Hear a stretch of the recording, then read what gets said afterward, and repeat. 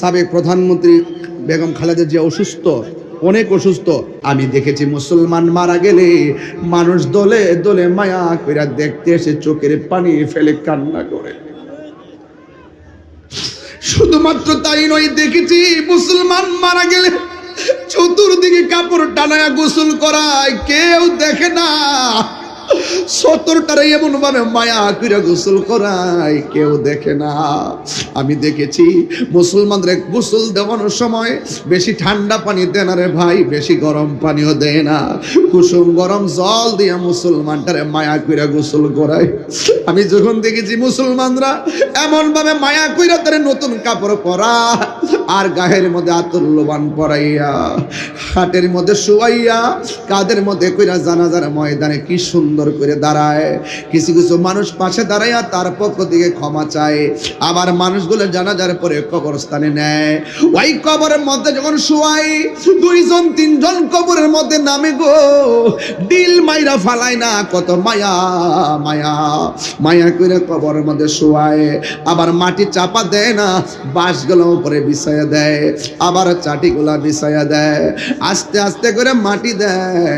এত মায়া মায়া, এই মায়া দেখে আমি অনুভব করলাম ইসলাম ধর্মটা বড় মানবতার ধর্ম। এরপর থেকে আমার ভিতরে এমন একটা যন্ত্রণা শুরু হয়েছে যে ধর্মের মধ্যে এত মায়া। এই জন্য মেয়েটা কয়, আমি যখন মুসলমানদের শেষ বিদায়ের চিত্রটা আমার চোখের সামনে ভেসে উঠেছে, আমি আর দেরি করি নাই।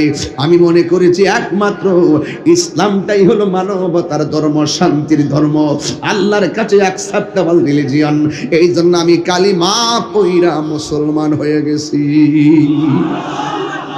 আপনি খবর নিয়ে দেখেন, কাউন্সিলর ভাই এখানে আছে, ইতিহাস কথা বলে, সারা বিশ্বের মধ্যে খবর নিয়ে দেখেন এমন কোনো দিন নাই বিধর্মীরা কালিমা পইরা মুসলমান হচ্ছে না, দলে দলে মুসলমান হইতেছি।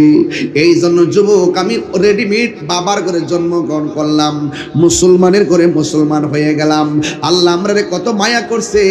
1 নম্বর মুসলমানের ঘরে জন্ম দিয়েছে, 2 নম্বর আমাদেরকে এমন নবীর উম্মত বানাইছে যেই নবী হইল শেষ নবী, যিনি সকল নবীদের নবী।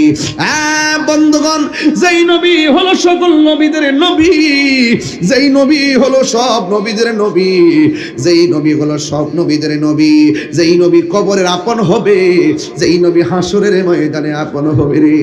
আমি একটু চিল্লাচিল্লি করি বলে মনে করো পাগলামি করি না, না না না, আমি তাহিরি পাগলামি করি না।